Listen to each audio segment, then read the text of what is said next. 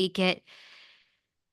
But that's the thing, I don't like know. Jessel, like when Mary Cosby is Bad. talking about, again, when she's talking about a Yeah. piece of meat being lodged and a tampon, uh, like Jessel, when Jessel's like talking about like, if I didn't have a husband, I'd be on the jet, or like Jessel is just the confessionals, it tries too hard for me. Who else? Like And you know it's what? like it We all need that girl. We need that girl. Where is that New York girl? Which, like, every city has amazing sugar babies, right? Where is the yes, girl in a white yes. t-shirt and a thong walking onto a private jet? That's the girl we want to follow. Yeah. It's Again, when they it's were recasting this, I begged for the Gossip Girl. I begged for Gossip Girl grown up. Where are Anna Delvey. Just yeah. the I, phony, but are in that circle, but they don't have a nickel to rub together. I mean, that I is the find Anna Delvey, and listen, in New York Anna and Delvey. in LA, it's different. It's a different phoniness. New York people fake fucking money. LA people fake fucking fame. I find that interesting. In New York, oh please, this one. And then you listen to them and you're like, you don't have a fucking pot to piss in, but you are faking it well. I find Anna Delvey was on Spelling's podcast, Tori, and I find her so interesting.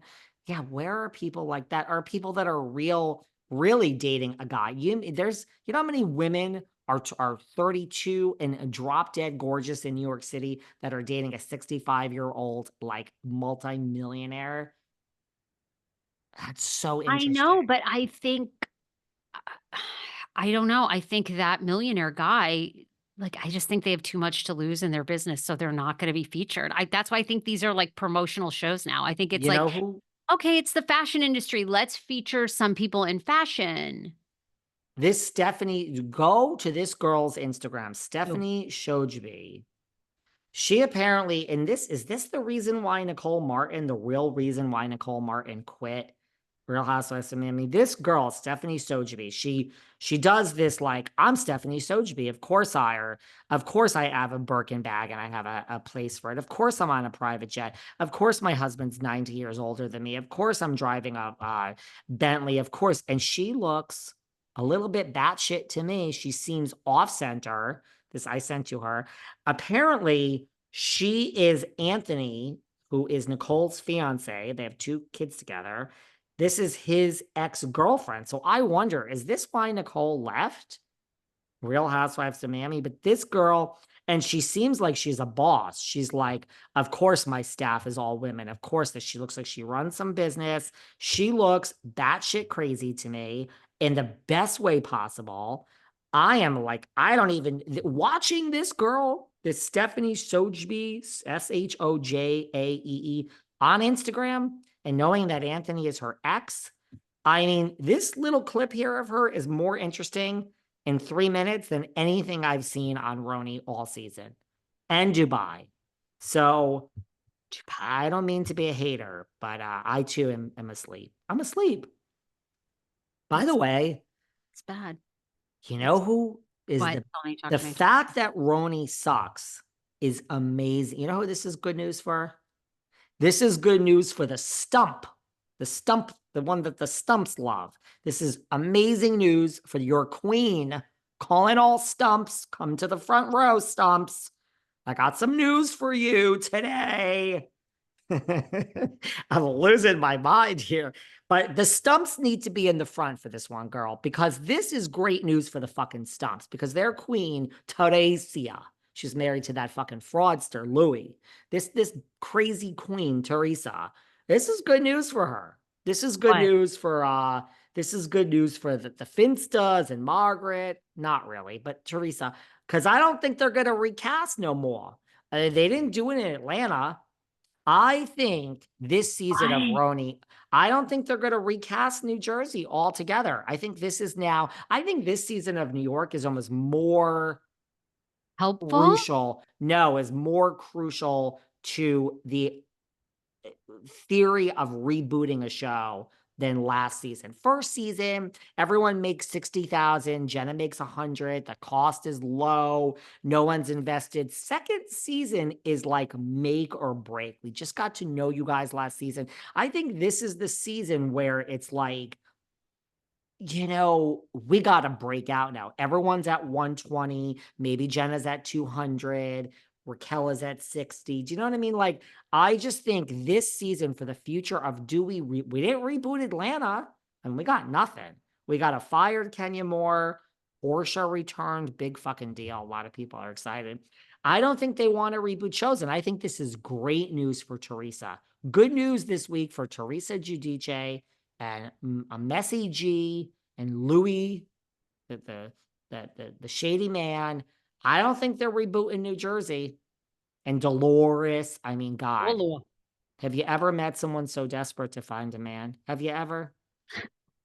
But I mean, I have to be honest there. I'm sorry, but that just slipped out. Sorry, but it's a Lord. I mean, You she's think the Sarge is coming back? You think Margaret Josephs is back? no.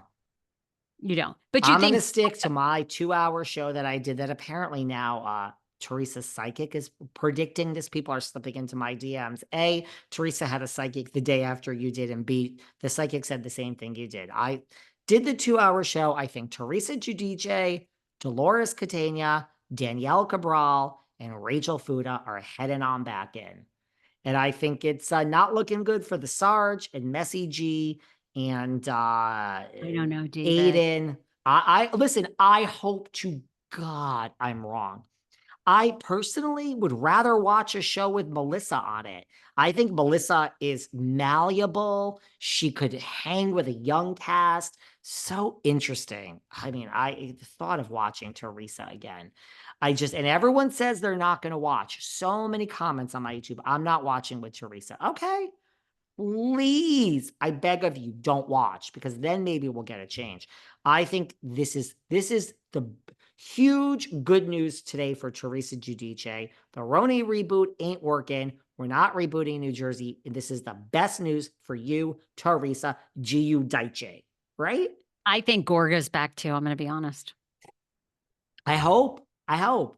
I think they're going to sit them down. No, I think they're in major trouble. This is actually, I think, the most brilliant theory you've had in the past couple of weeks. You have a lot of good ones, but I love this one.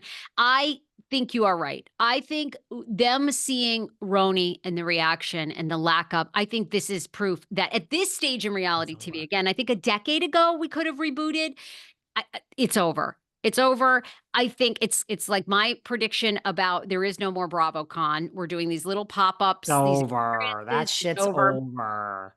And I actually think the producers are probably calling Teresa and the Gorgas and going, here's the deal. We want you back. You're coming back with a little bit of a salary bump. And at the end, we're going to do a reunion. And you are going to come face to face with Teresa for the first time in 2 or 3 years. And you're going to keep it somewhat civil, but not totally civil. You can kind of go at each other, take it or leave it. And I think they are all going to say yes.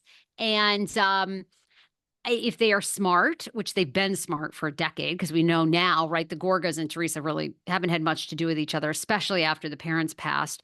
So, but these reboots, it's Doesn't work. bad.